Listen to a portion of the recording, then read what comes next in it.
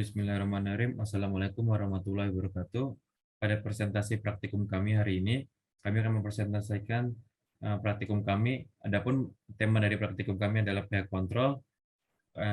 Kami dari kelompok 7 yang terdiri dari 2 anggota. Yang pertama saya Traffic Ramadan, yang kedua saya sendiri yaitu Hamzah bin Hasan. Nah, adapun konten dari pembahasan presentasi kami itu terdiri dari 4 isi. Yang pertama adalah definisi. Definisi di sini kita akan menjelaskan definisi singkat terkait kontrol pada pH. Yang kedua adalah model sistem. Model sistem adalah model dari kontrol pH itu sendiri yang disistemkan. Yang ketiga adalah desain kontrol. Desain kontrol adalah model matematis yang digunakan untuk mendesain kontrol yang digunakan untuk pH. Yang keempat adalah simulasi, yaitu simulasi dan berserta kesimpulan dan pembahasan dari data analisa. Untuk yang pertama, definisi terkait kontrol pH. Jadi kontrol pH merupakan pengaturan pada pH cairan untuk mencapai pH tertentu yang diinginkan. Nah, dalam dunia industri, kontrol pH itu dilakukan untuk mengolah limbah dengan membuat pH limbah sedekat mungkin dengan pH air sungai. Dan gambar yang di bawah ini itu merupakan salah satu contoh pengaplikasiannya. Kita lanjut dengan model sistem. Nah, seperti disebutkan sebelumnya, jadi biasanya kontrol pH ini diaplikasikan pada pengolahan limbah atau hasil dari proses limbah cair. Nah, limbah cair itu tidak boleh dibuang kepada pembuangan sebelum pH-nya mendekati 7 atau 7. Nah, itu merupakan proses water treatment. Jadi di sini contoh adalah sebuah sistem plan dari pengolahan pH untuk menetralkan pH atau mendekatkan nilai pH limbah menjadi mendekati 7. Nah, kita di sini pada gambar ini terdapat 3 komponen utama. Yang pertama influent runoff, kedua reagent, ketiga excluent. Nah, influence merupakan jalur masuk dari limbah air. Jadi limbah air akan masuk ke tangki.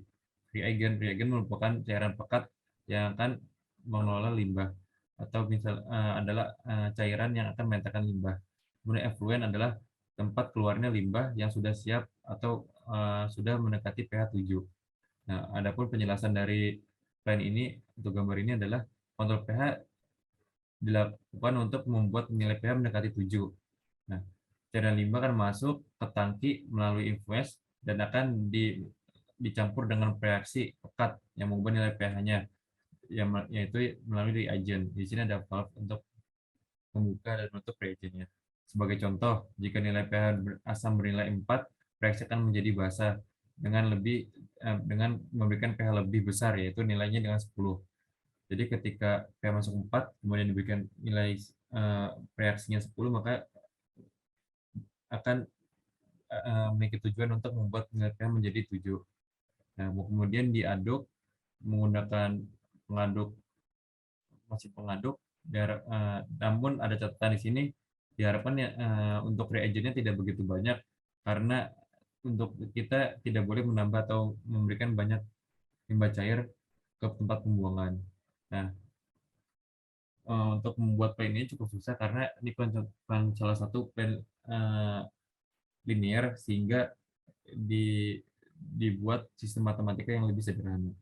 Selanjutnya akan dijelaskan mengenai desain kontrol. Desain tangkinya itu diasumsikan memiliki level cairan yang stabil dan terkontrol, juga besar aliran dari reaksi dibatasi karena besar katup yang terbatas. Dengan controller PI, sistem closed loop dapat digambarkan sebagai berikut ini yang gambar ini, di mana ada summing point, kemudian ada PI controller, kemudian ada valve, dan plant. Dan pada cairan asam atau basa kuat, model state space dapat dinyatakan sebagai turunan dari C0T terhadap waktu sama dengan UT per V dikali dengan CUT dikurang dengan COT ditambah QT per V dikali dengan CI dikurang COT, di mana COT merupakan konsentrasi ion hidrogen bebas dalam aliran limbah terproses. Kemudian CUT merupakan konsentrasi ion hidrogen bebas dalam aliran reaksi. Kemudian CIT merupakan konsentrasi ion hidrogen bebas dalam aliran limbah masukan. Kemudian UT merupakan laju aliran reaksi. Lalu QT merupakan laju aliran limbah masukan. Kemudian V merupakan volume tangki. Dengan mengasumsikan CUT, CIT, KIT, dan V konstan, maka persamaannya dapat ditransformasikan Laplace menjadi SCS sama dengan CU per V dikali US dikurang CU per V dikali US ditambah dengan Q CI per V dikali dengan COS. Sehingga untuk persamaan akhirnya menjadi COS sama dengan 1 per V per Q kali S tambah CU per Q ditambah 1 dikali dengan CU per Q dikali US tambah CI. Lalu ini dapat disederhanakan sehingga menjadi COS sama dengan 1 per V per Q kali S tambah 1 dikali dengan CU per Q kali US tambah CI. Nah, dari transfer function ini dapat dibentuk menjadi suatu diagram blok di mana seperti gambar ini ada U, kemudian ada CU per Q, lalu ditambah dengan CI, lalu ada 1 per V per Q kali S tambah 1, dan ada C0-nya. CO-nya. Kita lanjut pada subbab keempat, chapter keempat yang berupa simulasi dari percobaan pH kontrol kali ini. Yang pertama kita masuk ke simulink diagram. Simulink diagram ini adalah representasi dari simulasi yang akan kita lakukan berupa pH kontrol. Ketika kita melihat simulink diagram ini, maka kita akan mendapati di sini terdapat 4 simulasi. Ini simulasi pertama, kedua, ketiga, dan keempat. Pada simulasi pertama, kita akan menyimulasikan berupa kondisi ideal dari pH kontrol. Kemudian kedua, pada simulasi kedua, kita tambahkan berupa noise dari flow variasi atau variasi arusnya. Kemudian pada ketiga itu kita tambahkan lagi noise berupa valve error. Jadi di sini akan ada valve error dan flow variation.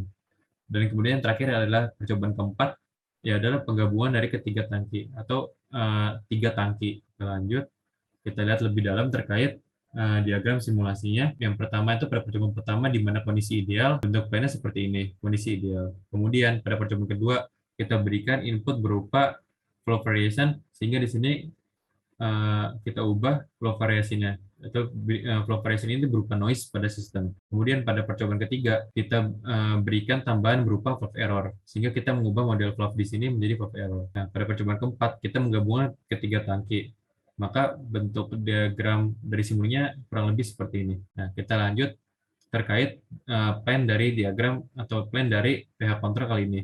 Seperti bagaimana kita tahu, umumnya plan berupa X dot sama dengan AX plus BU. Kemudian Y sama dengan CX plus D. Kita lanjut pada diagram conservation. Nah, diagram conservation ini dibutuhkan karena kita perlu mengubah konsentrasi dari pH menjadi mol pada pH.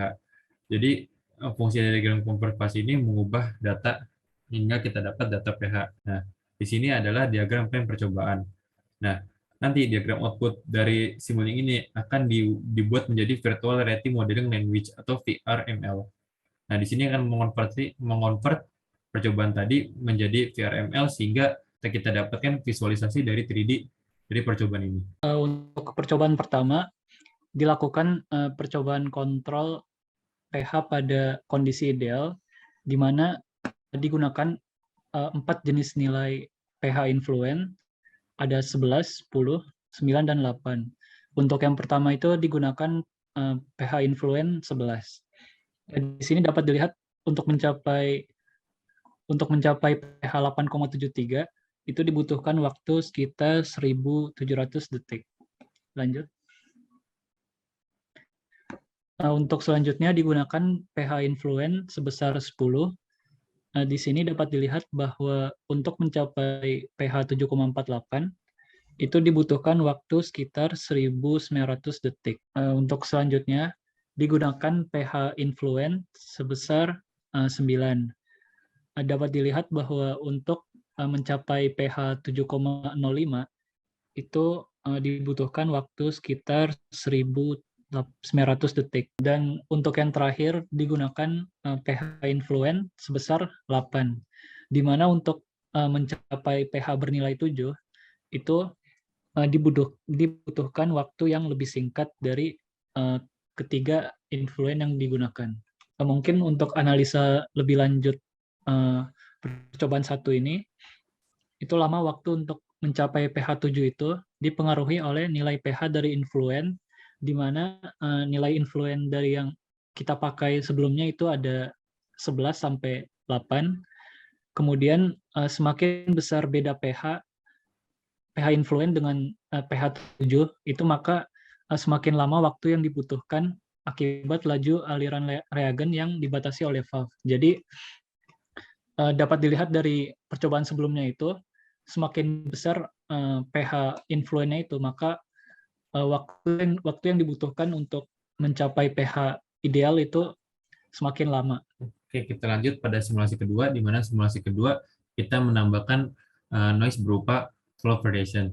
Nah, pada simulasi kedua ini yang pertama kita gunakan pH awal influennya adalah 11, maka kita dapat sempat terjadi influence di mana dia menyentuh titik di 5. Kemudian pada simulasi kedua, pada pH awal-awal 10, maka kita lihat terjadi flow variation atau flow ini di akhir-akhirnya, di bagian akhir sini. Kemudian pada pH 9 dengan flow variation, maka kita dapat grafik yang melengkung-melengkung, tapi tidak begitu melengkung. Pada pH 8, kita dapatkan bentuk simulasi seperti diagram logaritmik. Adapun ringkasan dari simulasi kedua ini adalah variasi laju aliran dari influence mengakibatkan plan mengalami disturbance karena perubahan konstanta dan mempengaruhi kesetimbangan dari sistem.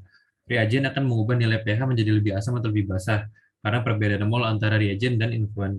Pengaruh variasi laju aliran mempengaruhi besar pada sistem dengan perbedaan pH yang besar. Kemudian semakin besar beda pH, maka laju aliran reagen akan semakin besar. Variasi laju aliran influen menyebabkan pH tidak mencapai nilai 7 atau stabil. Untuk simulasi yang ketiga itu simulasi dengan variasi flow error dan valve error. Dan untuk yang pertama ini ada kondisi default di mana tidak adanya error. Lanjut. Kemudian yang kedua ini ditambahkan valve error di mana pH yang terukur itu 8,37. Lanjut.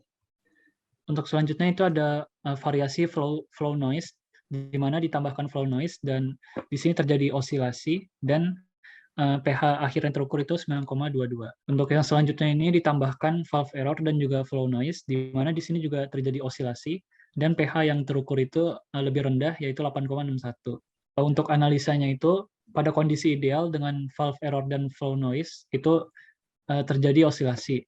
Untuk ketiga kasus yang lain itu didapati rentang pH yang hampir sama di antara pH 8,37 sampai 9,22.